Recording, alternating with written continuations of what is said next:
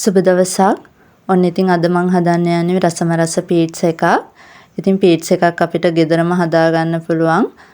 වරදින්නේ මේ විදියට හදන්න. රසම රසට කඩේටත් වඩා රසට හදාගන්න පුළුවන් මේ රස පීට්සා එක.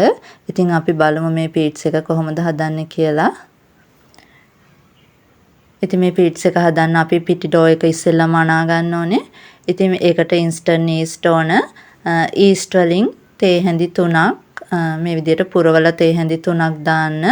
මම පාන් පිටි ග්‍රෑම් 750ක ඩෝ එකක් අනන්නේ. මොකද මම පීට්සා 3ක් හදනවා.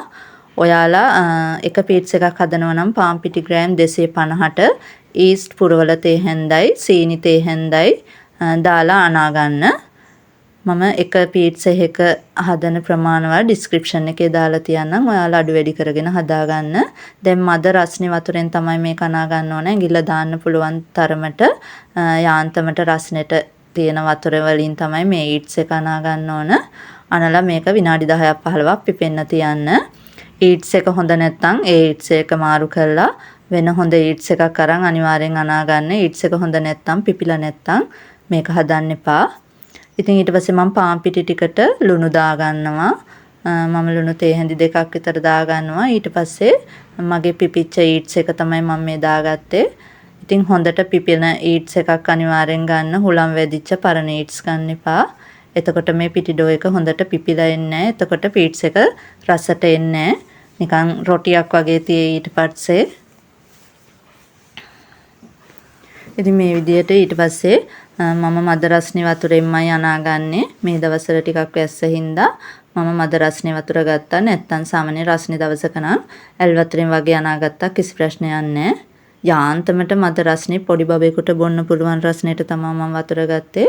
ඉතින් වතුර දාලා ටික ටික අනා ගන්න ඕනේ. ඊට පස්සේ ඔයාලා අනිවාර්යෙන් ඔලිව් ඔයිල් තියෙනවා නම් අනිවාර්යෙන් ඔලිව් ඔයිල් ගන්න. ඔලිව් ඔයිල් නැත්තම් මේ වගේ කුකින් ඔයිල් හරි හොඳ පොල් තෙල් එකක් හරි අරගෙන ඒකිනුත් මේස හැඳි 6ක් විතර දාලා හොඳට අනා ගන්න. සැරින් සැරේ තෙල් එකතු කරලා මේ පිටි ඩෝ එක අනා ගන්න. වතුරත් එකපාරට දාන්න නැතුව ටිකෙන් ටික දාලා මේ වගේ හොඳට අනා ගන්න. ඉතින් මම මතක් කරන්න ඕනේ මගේ channel එක තාම subscribe කරලා නැත්නම් ඔයාලට subscribe කරන්න කියලාත් මම ආදරෙන් ඉල්ලනවා. ඉතින් ඔයාලගේ වටිනා comment එකත් මට දාන්න කියලා මම ආරාධනා කරනවා. හොඳ හෝ නරක එක කමෙන්ට් එකකින් මට දැනුම් දෙන්න. ඉතින් හැමදාම මගේ වීඩියෝස් එක්ක එකතු වෙලා ඉන්න ඔයාලට ගොඩාක් ස්තුතියි. සාමාන්‍යයෙන් මේක විනාඩි 25ක් 30ක් විතර මේ ඩෝ එක සම්පූර්ණයෙන්ම ඇනෙන්න ඕනේ හොඳට. ඉතින් මම මේ විදියට මේක විනාඩි 10ක් 15ක් විදියට මේ විදියට අනා ගන්නවා මේක. ඊට පස්සේ මම පැන්ට්‍රි টොප් එකටත් දාලා තව විනාඩි 10ක් 15ක් විතර හොඳට අනා ගන්නවා. ඔක්කොම විනාඩි 25ක් 30ක් විතර හොඳට මේක අනා ගන්න ඕනේ. ඉතින් දැන් මම මේක පීස 3ක් හදන හින්දා බෝල 3කට වෙන් කරලා මේක දාලා තියෙන භාජනයටත් හොඳට ඔයිල් ගාලා ඒ ඩෝ එක උඩටත් ඔයිල් ගාලා වහලා තියෙනවා. පැය 2ක් 3ක් විතර වහලා තියන්න. ඩබල් සයිස් වෙනකන් වහලා තියන්න ඒක. ඊට පස්සේ ඉතින් මම පීසා සෝස් එක හදාගන්න තමයි යන්නේ. ඉතින් තෙල් ටිකක් ලිපේ තියලා පොඩියට චොප් කරගත්ත සුදු ලුණු බික් 6ක් 7ක් දාලා ඊට පස්සේ ඒකට බී ලුණු ටිකක් දානවා. ඒකත් චූටියට චොප් කරලා ඊට පස්සේ තක්කාලිත් දානවා. ඒකත් චූටියට චොප් කරලා මේ තුන හොඳට දාලා කලවම් කරලා ඊට පස්සේ ඇති ප්‍රමාණයට මිරිස් කුඩු කෑලි මිරිස් ලුණු එහෙම දාලා මේ තක්කාලි ටික හොඳට දිය වෙන්න වගේ වහලා තියන්න. ඊට පස්සේ මම ඒ තක්කාලි ටිකත් හොඳට කුක් වුණාට පස්සේ මම මේකට තක්කාලි සෝස් දානවා. ඒක ඔයාලා අවශ්‍ය ප්‍රමාණයට දාගන්න. ඉතින් මේකේ පැන් රස මට මදි වගේ කියලා දැනුන නිසා මම සීනි ටිකකුත් එකතු කරා. ඒකත් ඔයාලගේ රස අනුව දාගන්න පුළුවන්. රස බලලා ඒව අඩු වැඩි කරගන්න. දැන් මගේ ඩෝ එක පිපිලා තියෙන්නේ. දැන් මේ පැය 2කමාරකට පස්සේ ඉතින් පීස් එක හදන තැටියට හොඳට ඔයිල් ගා ගන්න. ඔයිල් ටිකක් ගාගෙන එක බෝලයක් අරන් මේ විදිහට හොඳට රවුමට තුනී කරගන්න ලස්සනට. ඉතින් මේක තුනී කරනකොටත් ඔයාලට පීස් එක ඝනට වගේ ඕන නම් එහෙම පුළුවන්. නැත්නම් ඔයාලා එහෙම කන්නාස නැත්නම් මේ ඩෝ එක ටිකක් තුනියට මේ වගේ තුනී කරගන්න පුළුවන්. ඔයාලට මේ වගේ තැටියක් නැත්නම් oven එකේ තැටියේ උනත් මේක කරගන්න පුළුවන්.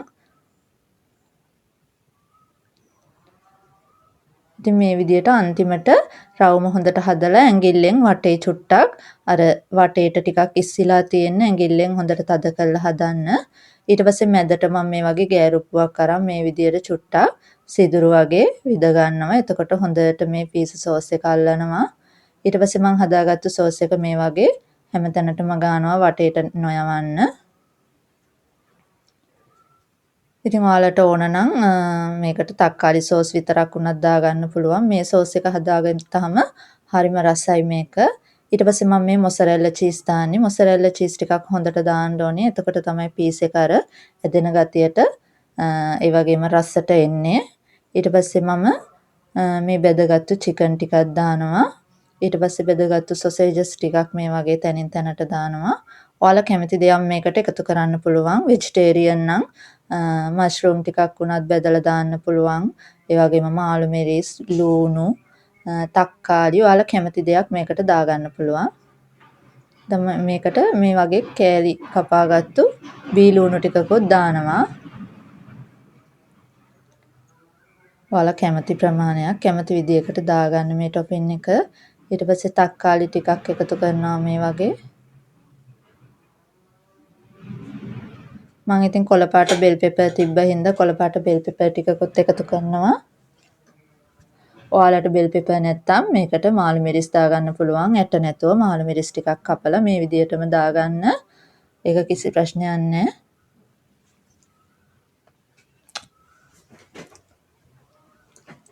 ඊට පස්සේ මම උඩිනුත් හොඳට මොසරෙල්ලා චීස් ටිකක් දාගන්නවා.